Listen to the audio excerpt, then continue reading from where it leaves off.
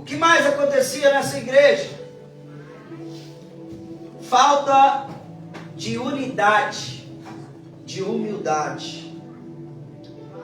Porém, Paulo, ele tira o homem do centro e ele coloca o Cristo no centro da igreja.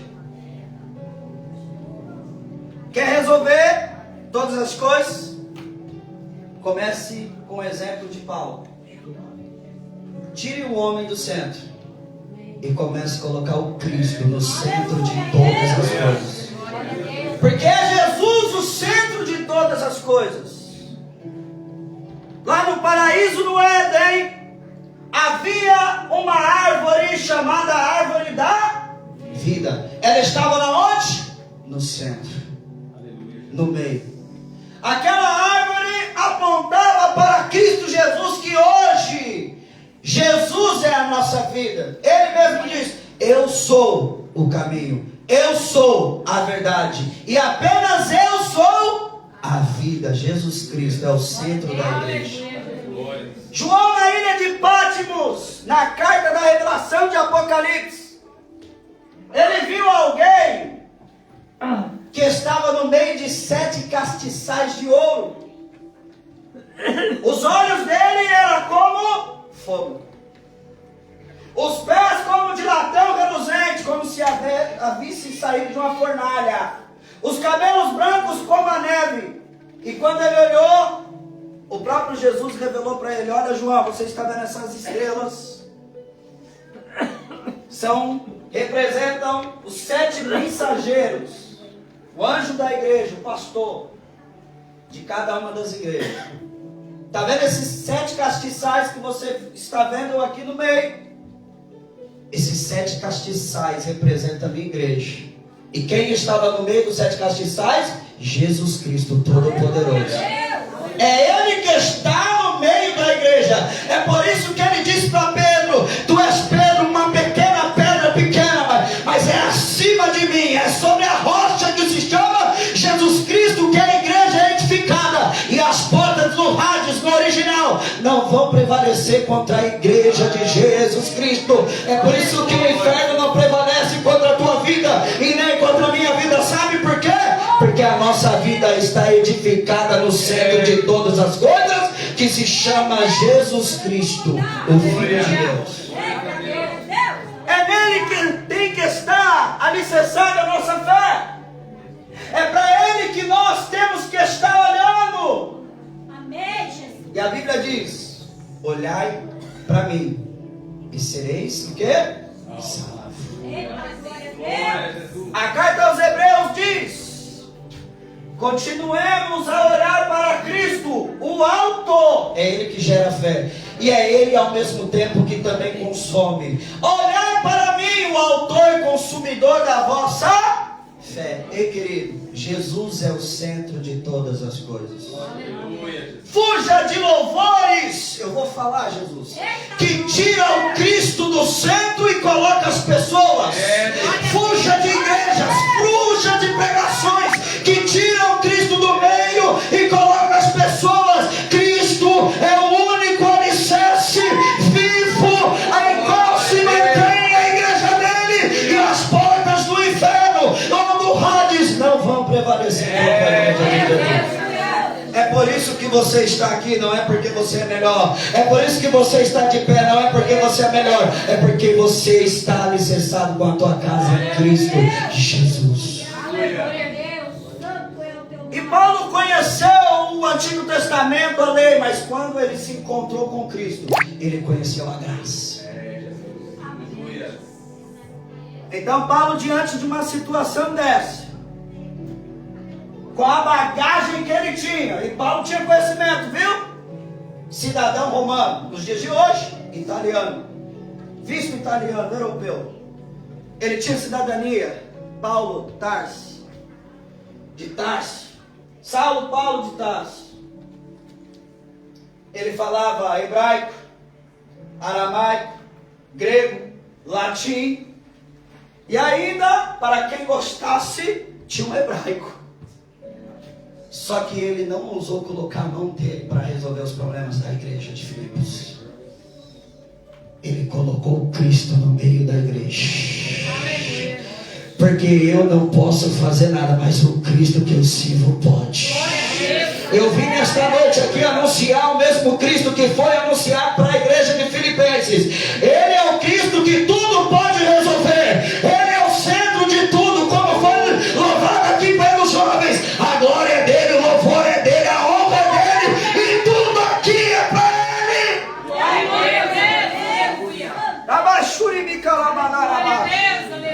É ele o centro de todas as coisas. É ele quem tem que aparecer em nós, só diminuir. É ele, pastor Moisés, o único que está em evidência todos os dias através da nossa vida. Aqui não tem ninguém em evidência. Quem está em evidência aqui é o Espírito Santo, é a palavra de Deus, é o Filho do Deus vivo e o Todo-Poderoso. E Paulo, ele pega então Cristo, coloca no meio da igreja para resolver algumas situações difíceis. Falta de humildade. Falta do que então? Unidade. Falta de união. Outro algo terrível que acontecia na igreja.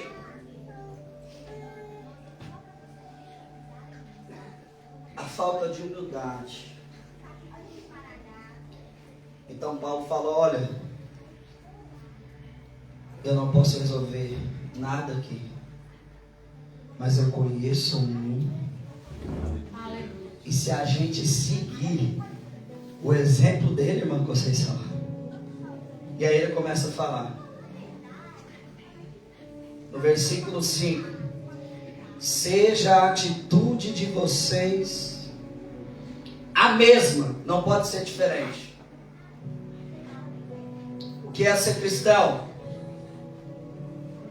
É serem imitadores de Cristo.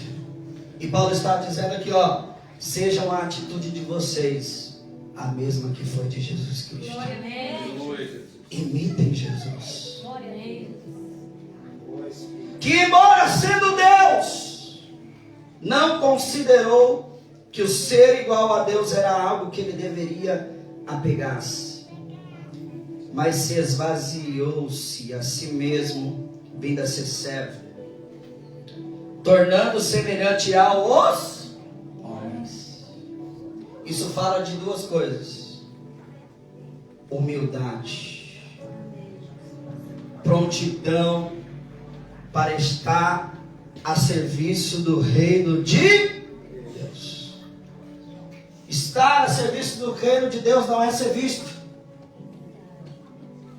Estar a serviço do reino de Deus é transmitir o Cristo. Aleluia. Até que Cristo, não é eu, não é você, está disposto para o reino, irmã Juliana, transmitir o Cristo a todas as pessoas, como o apóstolo Paulo disse, até que Cristo seja tudo em todos.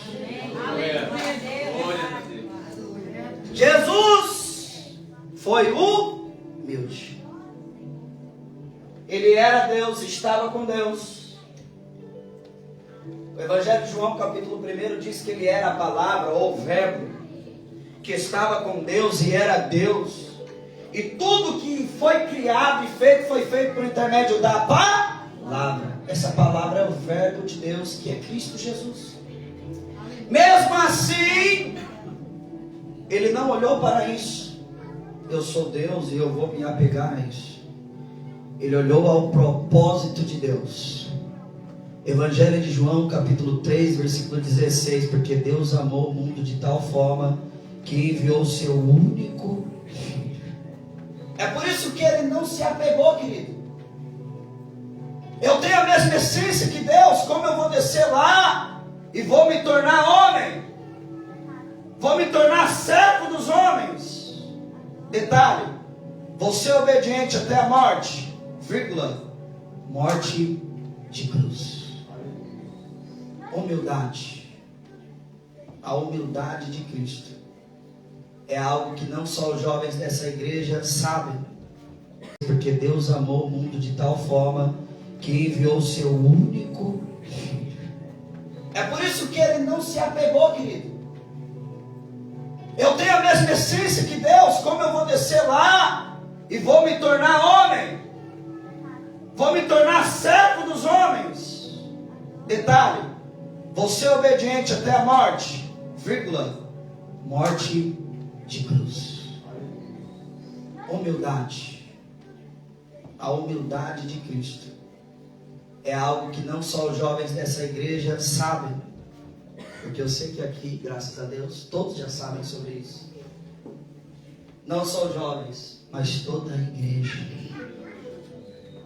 É quando fala igreja, não é apenas esse espaço, mas todo o corpo de Cristo reunido em todo o mundo.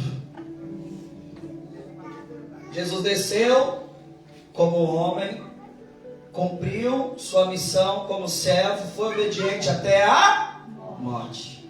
E morte essa de? Ele foi humilde, sim ou não? Sim ou não? Sim. Ele se humilhou, sim ou não? Sim. Ele se esvaziou. Kenosis no grego é se esvaziar. Ele não deixou de ser Deus.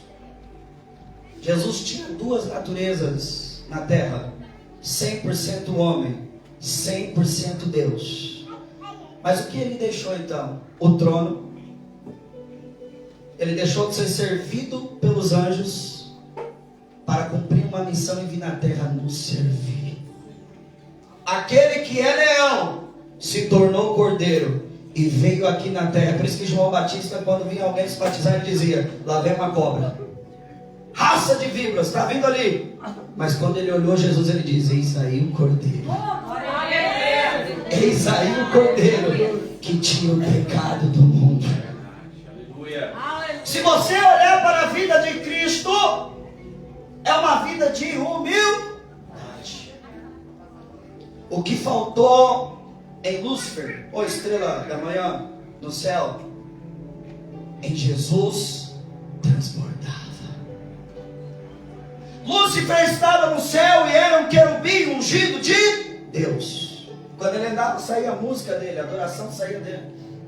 Porém, segundo o que nos diz a Bíblia no livro de Ezequiel, capítulo 28, 18, diz que por causa da formosura dele, da beleza dele, Ezequiel, ele nos fala isso. Isaías 14, 14, diz que ele quis subir acima de Deus. Eu vou estar acima de Deus. Falta de humildade. Eu vou colocar o meu trono acima das estrelas e serei semelhante ao Altíssimo. Ele já era querubim, ele já era ungido, ele já estava ali ao redor do trono, ele era a carruagem de Deus, mas para ele queria mais. Olha o que contraste. Lúcifer quis subir e acabou descendo, porque Deus ele faz assim com soberbos. Deus resiste ao soberbo. Está assim na Bíblia de vocês? Epístola de Tiago, capítulo 4, 6. Deus resiste aos soberbos, mas dá maior graça a quem? Aos humildes. A palavra para os jovens dessa igreja e para toda a igreja é: seja humilde ao exemplo de Cristo Jesus. Porque quem é humilde, ele desce, mas o Senhor é quem sobe ele para a glória dele. Mas aquele que é soberbo, exaltado, como foi Lúcifer, a tendência é cair. Glória a Deus. Porque a glória é de Deus e a glória é dele, ele não divide com ninguém. Lúcifer quis subir e acabou de... O livro de Ezequiel diz que Deus fez um fogo sair do próprio Lúcifer e queimou ele. Ezequiel 28, 18. Isaías 14, 14 diz que ele foi retirado do céu por causa da sua soberba. Mas o nosso Cristo, ele foi ao contrário. Lúcifer quis subir e desceu. Jesus Cristo estava em cima e desceu e se fez cordeiro para morrer por todos nós. E aí no versículo de número 9, diz que Deus o exaltou por quê? Porque com Deus a matemática é assim: não é quem sobe, é quem desce. Jesus desceu e Deus lhe deu um nome que está acima de todo o nome, para que ao nome de Jesus se dobrem todos os joelhos, no céu, na terra e debaixo da terra, e todos confessem com suas línguas que Jesus Cristo, no original não é Senhor, no original é Yud He Vav He, o nome impronunciável de Deus. Mas se você não sabe falar esse hebraico, se lembre apenas de Yeshua, o nome de Jesus, o nome que foi dado acima de todo o nome. Sabe por que foi dado esse nome para ele acima de todo o nome? Porque ele foi humilde. Paulo estava pregando para a igreja dizendo: quem tentar subir vai descer, mas quem descer vai subir na presença do Senhor Jesus. Pegou ou não pegou? Vou falar de novo. Quem tentar subir vai descer, mas quem descer e se humilhar perante o Senhor, esse Deus ele vai exaltar. Manda dizer ao Senhor: quem tentar se exaltar vai descer, mas quem descer na minha presença, eu vou subir para a glória do meu nome. Do meu nome. Você pode aplaudir ao Senhor nessa noite?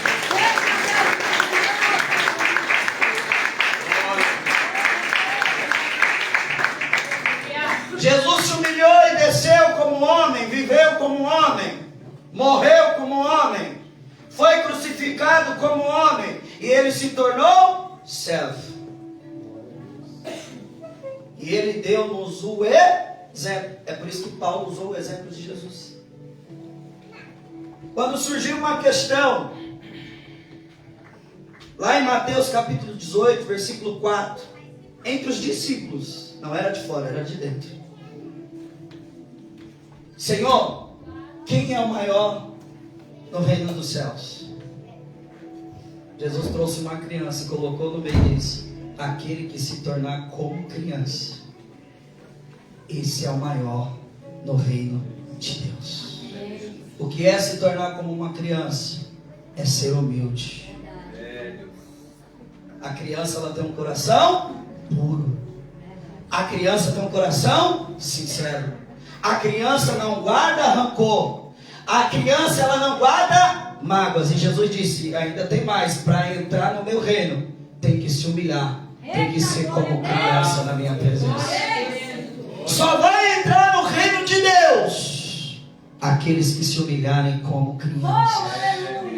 Coração disposto a perdoar, coração sincero, que não planeja o mal, que não tem falsidade, mas que amam uns aos outros.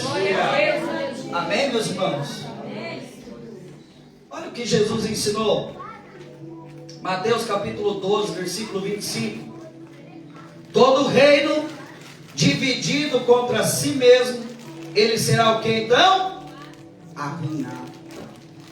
Paulo ensina sobre a humildade, a qual nós seguimos ao exemplo de Jesus. E Paulo ensina sobre a unidade.